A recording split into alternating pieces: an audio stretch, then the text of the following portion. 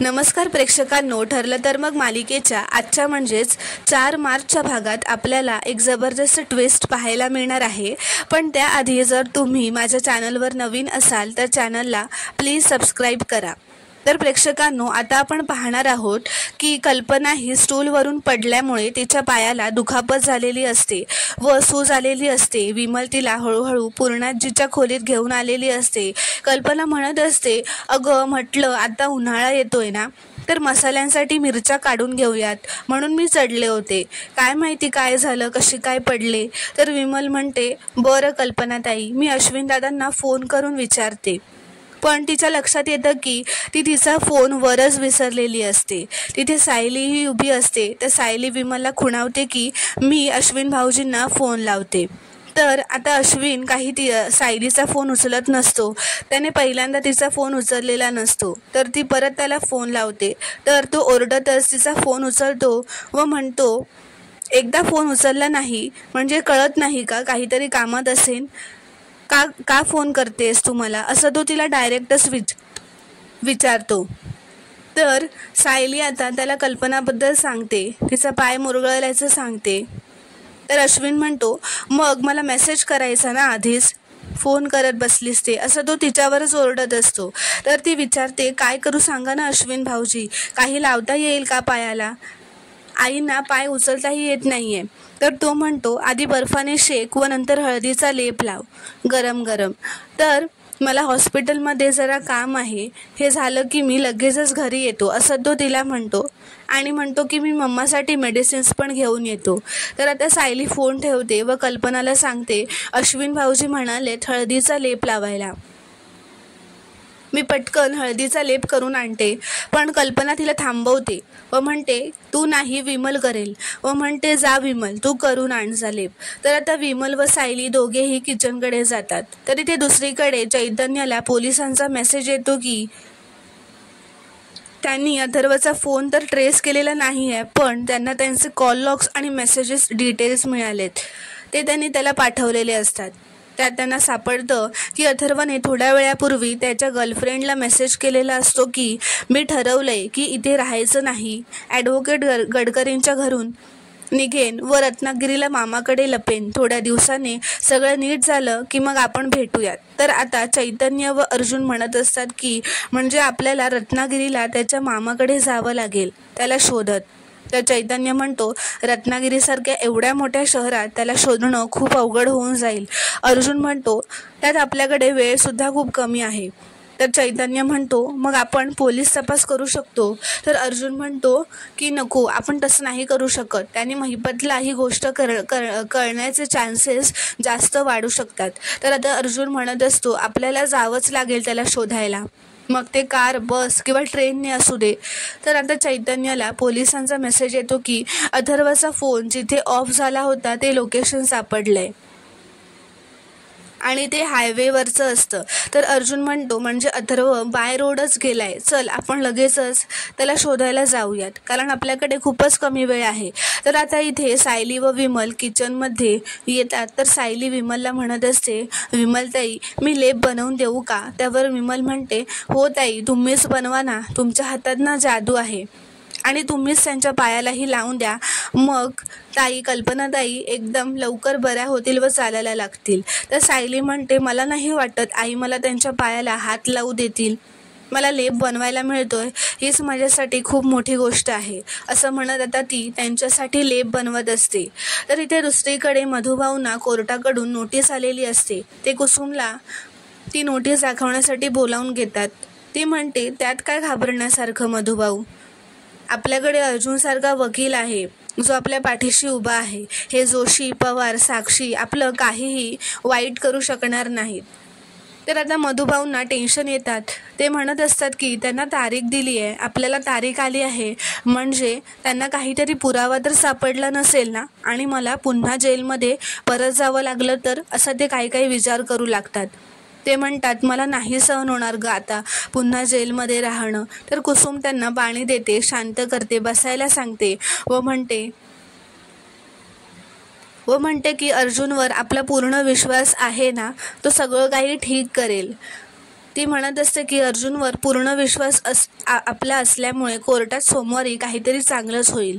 तर इथे दुसरीकडे कल्पना तिच्या खोली झोपलेली असताना सायली तिथे लेप घेऊन येते व ती झोपलेली असताना कल्पनाच्या जवळ बसते व कल्पनाचा पाय आपल्या मांडीवर घेत तिच्या पायाला लेप लावून देते. सायलीच्या डोळ्यात पाणी आलेलं असतं, कारण तिला तिचे जुने दिवस आठवलेले असतात, जेव्हा कल्पनाने सायलीची बाजू सगळ्यांसमोर घेतलेली असते. तिला खरोखरच आपली सून मानलेलं असतं व मुलीसारखं वागवलेलं असतं. तर आता कल्पनाला जाग येते, तर ती पाहते की सायली तिच्या पायाला लेप लावत असते. ते बघून कल्पना सायलीला खूपच ओरडते, म्हणते, तुला कळत नाही का गं, मला तू माझ्या आजूबाजूला सुद्धा नको आहेस. त्या सायली म्हणते, आई, माझ्या हातून चूक घडली आहे, पण तुम्ही मला त्याचं प्रायश्चित्त तरी करू द्यात ना. तुम्ही मला प्रायश्चित्त पण करू देत नाही आहात. तर कल्पना ओरडतच विमलला बोलावते व म्हणते की तू लेप लावून दे. तिला का लेप लावायला दिलास? तर इथे दुसरीकडे प्रतिमा तिच्या खोलीत बसलेली असते. तिथे सुमन येते. ती तिच्याशी बोलण्यासाठी तिच्या बाजूला येऊन बसते व म्हणते, वहिनी, आपण आपल्या मुलांवर किती प्रेम करत असतो, आपण आपल्या मुलांसाठीच तर जगत असतो ना, पण तुम्ही तन्वीच्या लग्नात आपल्याच मुलीच्या बाबतीत असं का केलं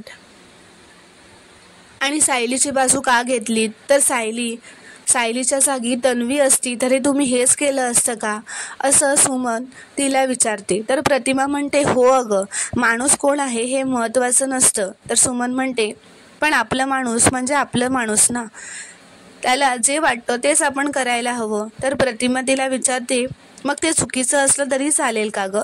तर ती म्हणते, समज की तुझ्या जवळचं कोणीतरी म्हणजे नागराज भाऊजी तुझ्याशी खूप चुकीचं व वाईट वागतायत, तुझी फसवणूक करतायत. वरवरचं जे नागराज भाऊजींचं प्रेम आहे तो त्यांचा स्वार्थ आहे.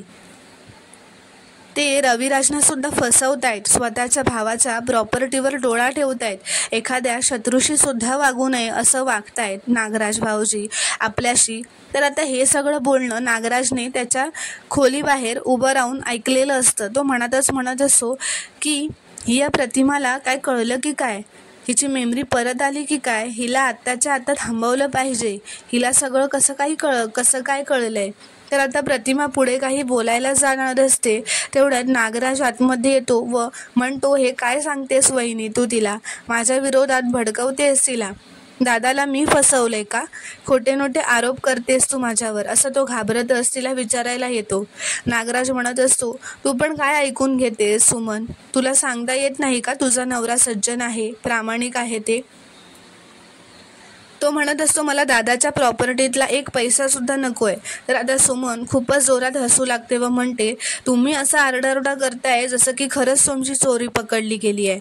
अहो वहिनी, मला असं काही सांगत नव्हत्या, त्या मला फक्त उदाहरण देत होत्या की आपलं माणूस जर इतकं चुकीचं वागलं तर तू काय करशील. तर प्रतिमा विचारते, मग सांग ना सुमन, काय करशील तू असं झालं तर. तर सुमन म्हणते, मी पोलिसात देईन ह्यांना आणि मग घटस्फोट घेईन. आपल्या भावाशी इतकं वाईट वागणाऱ्या माणसाला साथ कोण देईल. तर आता नागराज रागातच व घाबरतच म्हणत असतो, बास झालं हा आता, वहिनी हा विषय पुन्हा नको. तो सुमनला म्हणतो, चल माझं एक पासबुक सापडत नाहीये, ते मला शोधून दे, व तिला तिथून घेऊन जातो. तर इथे दुसरीकडे अर्जुन व चैतन्य अथर्वला शोधण्यासाठी निघालेले असतात. ते दोघेही एका ठिकाणी उतरतात व अथर्वचा फोटो दाखवत त्यांच्याबद्दल विचारत असतात. रस्त्यावरच्या लोकांना विचारत असतात की याला कुठे पाहिलंत का. ते पुन्हा गाडीत बसून त्याला शोधायला लागतात. तर तेवढ्यात अर्जुनला सायलीचा फोन येतो. तर तो फोन घेत नसतो. चैतन्य त्याला म्हणतो, अरे फोन घे ना अर्जुन, सायली वहिनींचा फोन येतोय.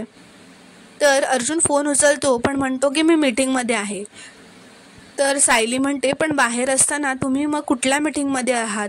तर तो तिला खोटंच म्हणत असतो की ऑनलाईन मीटिंग आहे. तर सायली म्हणते, बरं, पण एवढंच विचारायला फोन केलेला की काही प्रॉब्लेम तर नाही आहे ना, आज तुमचा मेसेज नाही, फोन नाही. तर तो तिला म्हणतो, तुम्ही कशाला पडता यात मिसेस सायली, मी माझं काम करतोय ना, मला माझं काम करू द्या, बाय, असं म्हणत तो रागातच फोन ठेवतो.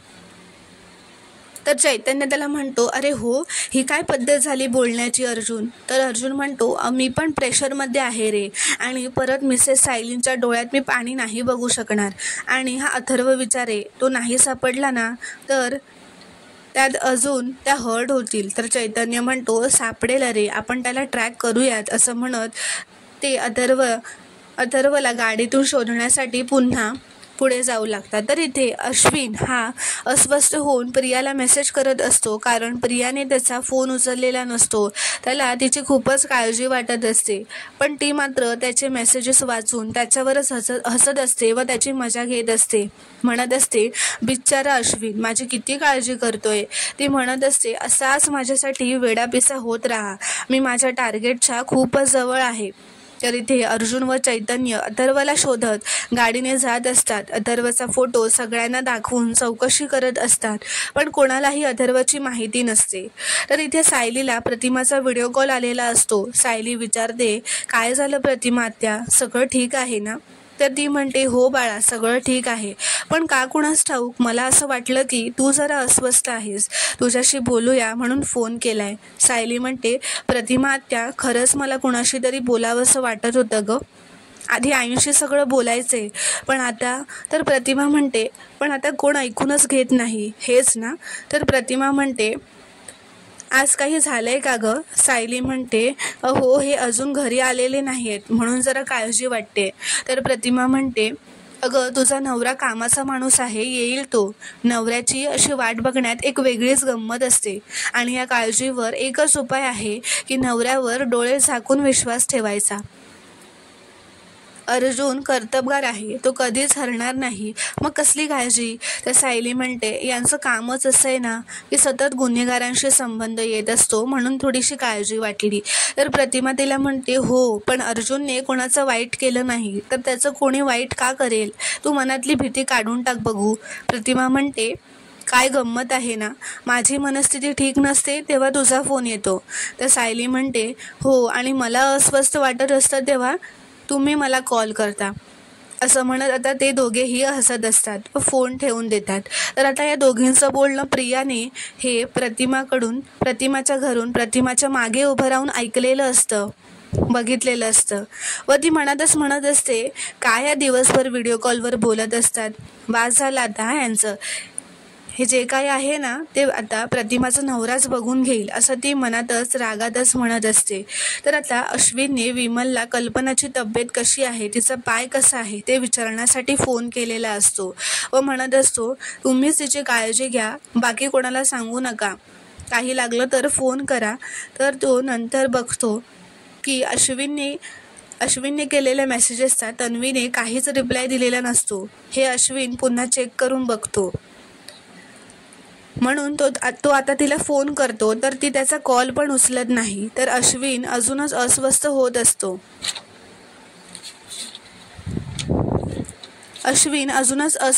असतो. तर आता सायली सुद्धा इकडे खूप अस्वस्थ झालेली असते, म्हणून ती चैतन्याला फोन करते व विचारते, मगाशी मी यांना फोन केला होता, पण ते मीटिंगमध्ये होते, मला चैन पडत नव्हती, म्हणून मी परत फोन केला. तर चैतन्य म्हणतो, हो अगं सगळं ठीक आहे. तेवढ्यातच आता अर्जुनला एक सफेद रंगाची गाडी दिसते व तिथे एक माणूस एक बॅग घेऊन उभा असतो. तर अर्जुन जोरातच ओरडतो की तो बघ अथर्व विचारे. तर हे आता सायली ऐकते व चैतन्याला विचारते की अथर्व दादा कुठे गेले होते का? तर चैतन्य म्हणतो, 2 मिनटं थांब, मी तुला सगळं सांगतो, व फोन ठेवतो. व अर्जुन व चैतन्य गाडीतून उतरून त्या अथर्वसारख्या दिसणाऱ्या व्यक्तीच्या मागे जातात व त्याच्या खांद्यावर अर्जुन हात ठेवतो व त्याला अथर्व अशी हाक मारतो, पण तो अथर्व नसून दुसराच कोणीतरी असतो. तर चैतन्य म्हणतो, आम्हाला वाटलं दुसरंच कोणीतरी आहे, सॉरी, असं म्हणत आता ते तिथून निघून जातात. सायली फोन करून पुन्हा विचारत असते, काय झाले चैतन्य भाऊजी? ती म्हणत असते, प्लीज माझ्यापासून काही लपवू नका, काय झालंय ना ते मला सांगा. तर चैतन्य म्हणतो, सगळं सांगतो.